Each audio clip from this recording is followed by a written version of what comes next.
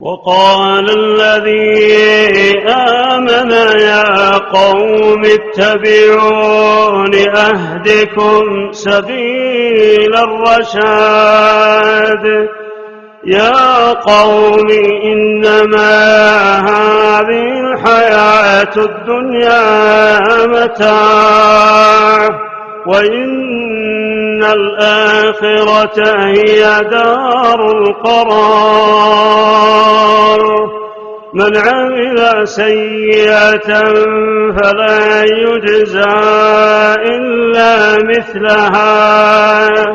ومن عمل صالحا من ذكر أو أنثى وهو مؤمن فأولئك يدخلون الجنة يرزقون فيها بغير حساب ويا قوم ما لي أدعوكم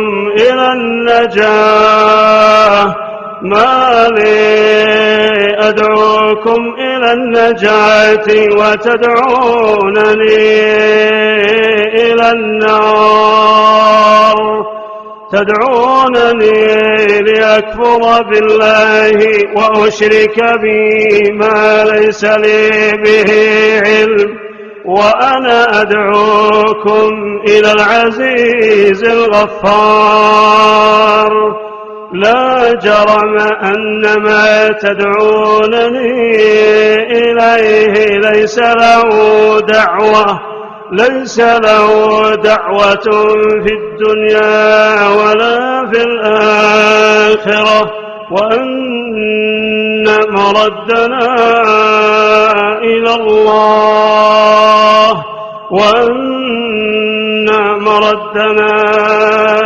إلى الله وأن المسرفين هم أصحاب النار فستذكرون ما أقول لكم وأفوض أمري إلى الله إن الله بصير بالعباد فوقاه الله سيئات ما مكروا وحاق بآل فرعون سوء العذاب النار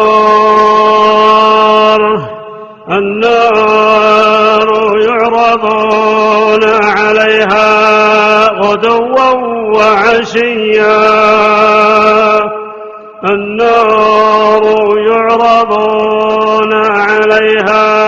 غدوا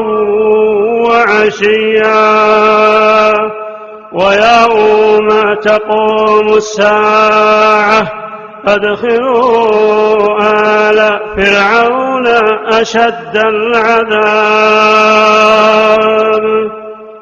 فوقاه الله سيئات ما مكروا وحاق بآل فرعون سوء العذاب النار يعرضون عليها غدوا وعشيا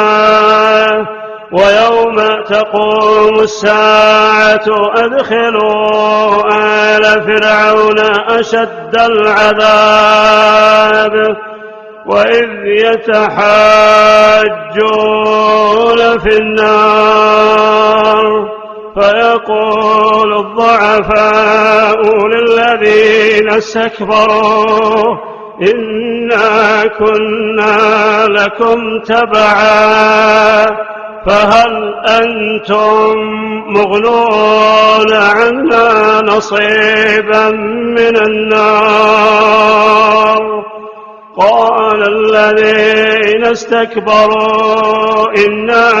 كل فيها إن الله قد حكم بين العباد إن الله قد حكم بين العباد وقال الذين في النار لخزنة جهنم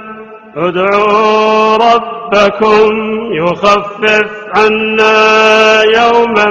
من العذاب. قالوا أولم تك تأتيكم رسلكم بالبينات؟ قالوا بلى. قالوا فادعوا وما دعاء الكافرين إلا في ضلال. إنا لننصر رسلنا والذين آمنوا في الحياة الدنيا ويوم يقوم الأشهاد يوم لا ينفع الظالمين معذرتهم ولهم اللعنة ولهم سوء الدار. إذاعة بريدة.